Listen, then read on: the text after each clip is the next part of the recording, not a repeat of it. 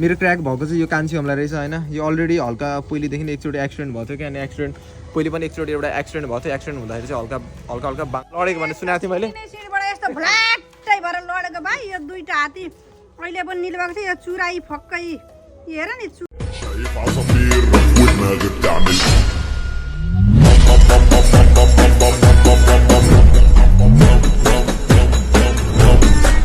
Welcome back to my new blog. So आजको ब्लगमा तपाईँलाई स्वागत छ। जस्तो देउसी पनि सकिसक्यो अनि तिहार पनि सकिसक्यो, टिकाहरू पनि लगाइसक्यो हामीले। टिका लगाएर पनि चट्ट बहिनीलाई पैसा दिएर मस्त गरियो। धेरै चाहिँ दिएन, 1000 रुपियाँ दिएँ मैले, मेरो भाइले 500 रुपियाँ दियो। अनि त्यही हो अब कुराहरू। अनि सन्देश पनि मेरो घरमा आएको छ अनि वास्तुलाई चाहिँ नुहाउन गएको छ।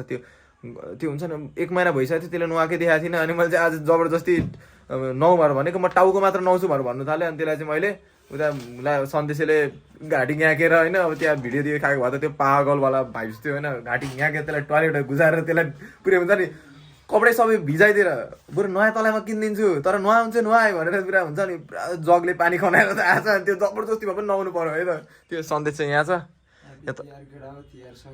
सक्यो तिहार सक्यो, देउसी खेलेर सब हुन्छ नि पुरा आँखै रातो रातो भइरहेछ हाम्रो। सुतिरहेछ पुरै घाँटी दुखिरहेछ होइन त।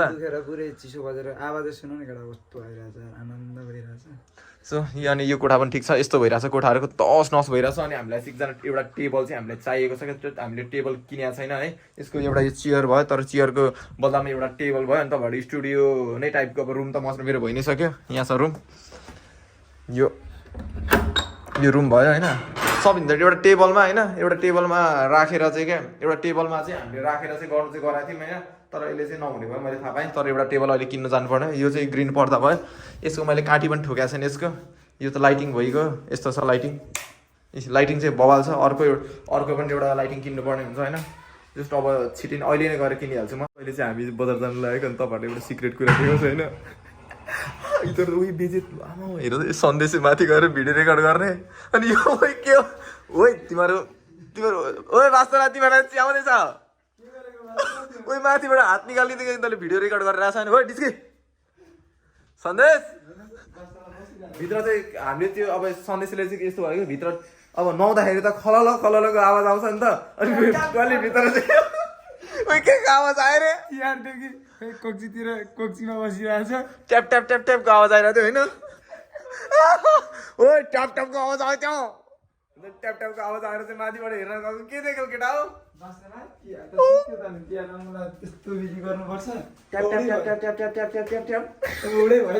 सो अब त्यो कुरा सबै छोडिदिउँ होइन। त्यो धेरै ट्याप ट्यापको साउन्ड ननिकाल है, त्यतिकै त दुब्लो भइसक्यो। ट्याप ट्यापको कुरा छोडिदिउँ।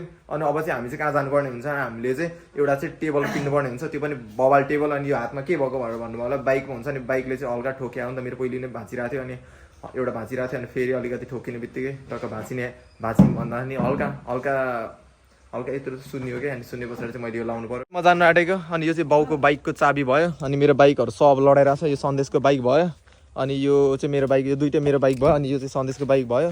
सन्देश भन्दा पनि सन्देशले चाहिँ ल्याएको अहिले चाहिँ, तर शैलेशको बाइक हो। शैलेश भन्ने चाहिँ एकजना हाम्रो भिडियोमा चाहिँ एकजना मधेसी मेरो दोस्त, मधेसी मेरो दोस्त जिग्री प्यारो हो त्यसको आएको छ। अनि त्यसको चाहिँ यो साइलेन्सर छ होइन। यस्तो कराउँछ कि यो त यो बाइक भन्दा पनि धेरै नै कराउँछ कि यो बाइक होइन। त्यसैले यो बाइक खासै हामी युज गर्दैनौँ। अहिले चाहिँ हामी ड्याडीको बाइक लिएर जानु लागेको। अनि हामीलाई चाहिँ आजकल के छ भने हामीलाई चाहिँ साउन्डसँग खासै मतलब छैन। शैलेशले यो हालेको छ तर यसलाई आज निकालिदिने हो किनकि साउन्ड पोल्युसन एकदम खराब कुरा हो। भन्दा पनि डटे त निकालिदिनै हाल्छ, त्यही पनि के गर्नु त होइन। अब त्यही अब छँदैछ त्यसको त अब ओरिजिनल साइलेन्सर त्यही हो। अब मैले चेन्ज गरेँ होइन, नेचुरल त्यही हो। सो अहिले चाहिँ हामी जाँदैछौँ टेबलको खोजीमा। सन्देशले बाइक चलाइरहेको छ, हामी पछाडि चढिरहेको छु। जस्ट हामी जाँदैछौँ अहिले चाहिँ टेबलको खोजीमा। तर टेबल पाउँछौँ कि पाउँदैन मलाई थाहा छैन। सन्देशकोबाट लिउँ भनेर सन्देशले मलाई ठगिहाल्छ। सो अहिले चाहिँ हामी आउँदै थियौँ होइन। आउँदाखेरि चाहिँ हाम्रो सिधै एक्सिडेन्ट नै भयो भन्दा पनि हुन्छ होइन। मेरो साथीले चाहिँ के गर्यो भने म यही बाइकमा यो बाइकमा उहिले हानिदिन्छु भन्दै थियो होइन। ल हानिदिउँ न त भनेको उसले हान्दाखेरि चाहिँ ऊ चाहिँ अगाडि गयो, अगाडि सिधै बढाएर घुरघुर बनाउँदै गयो होइन।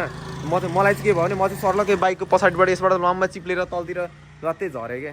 लते झरेँ अनि लते झरे पछाडि चाहिँ मैले चाहिँ हात टेकेँ होइन हात टेक्दाखेरि चाहिँ के भयो भने हुन्छ नि यस्तो हात दुख्यो मेरो यस्तो हात दुख्यो 1-2 दिन अगाडि चाहिँ मेरो हात हुन्छ नि अलरेडी मर्किरहेको थियो होइन मर्केर हल्का सुन्निरहेको थियो अनि सुन्किरहेको ठाउँमा चाहिँ त्यही हातले चाहिँ मैले क्राच तल टेकेँ तल टेक्दाखेरि चाहिँ हुन्छ नि मेरो औँलै हल्का क्र्याक भएछ क्या अब क्र्याक भए पछाडि चाहिँ के गर्नुपर्ने हुन्छ भने हामीले यसलाई चाहिँ लापरवाही गर्नु हुँदैन यसलाई चाहिँ हामीले चाहिँ अब हस्पिटल गएर चाहिँ हामीले चाहिँ यसलाई चाहिँ बनाउनु पर्ने हुन्छ हात होइन अब कसरी हुन्छ अब त्यो हल्का हल्का क्र्याक भएकोलाई पनि यसलाई हामीले त्यो व्यवस्था गर्नुपर्ने हुन्छ मेरो क्र्याक भएको चाहिँ यो कान्छी औँला रहेछ होइन यो अलरेडी हल्का पहिलेदेखि एकचोटि एक्सिडेन्ट भएको थियो क्या अनि एक्सिडेन्ट पहिले पनि एकचोटि एउटा एक्सिडेन्ट भएको थियो एक्सिडेन्ट हुँदाखेरि चाहिँ हल्का हल्का बाङ्गो थियो क्या होइन यो हुन्छ नि मैले धेरै गेम खेलेँ अनि मैले यो पहिले औँला भाँचेको ठाउँमा मैले हल्का चलाएर चाहिँ यो पनि हल्का हल्का क्र्याक भएको थियो अनि फेरि त्यही ठाउँमा हल्का क्र्याक भयो क्या अनि क्र्याक भएपछि यसलाई चाहिँ मैले बनाउनु पर्ने हुन्छ होइन देख्नु तपाईँको छोराको यस्तो क्र्याक भएछ देखेको पहिले पनि यस्तै भएको थियो नगर्न चलाउनु हुँदैन भन्दा फेरि चलाएको औँला गरे फेरि भाँचेछ होइन तर केही हुँदैन किनकि यो पहिले पनि मेरो यस्तो थियो नि त यसलाई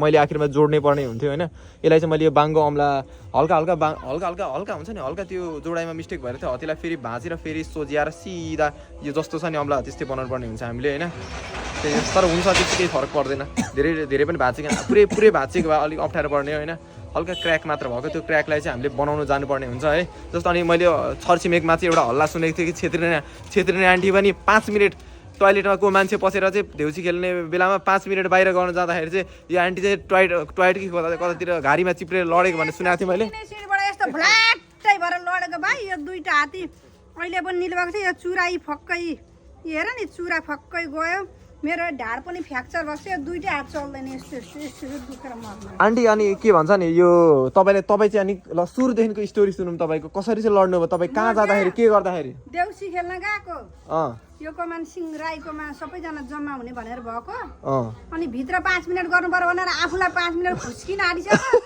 ढ्याङ पार्छु खोल्दैन ढोका भत्त नपद त गोटी बिनाको चप्पल त्यही नेरीको लानमा भलाट्टै यसरी पल्टेको के कहाँ चाहिँ जानु आँट्नु 5 मिनट गर्न चाहिँ कहाँ बाहिर पाखामा पनि टोयलेट रहेछ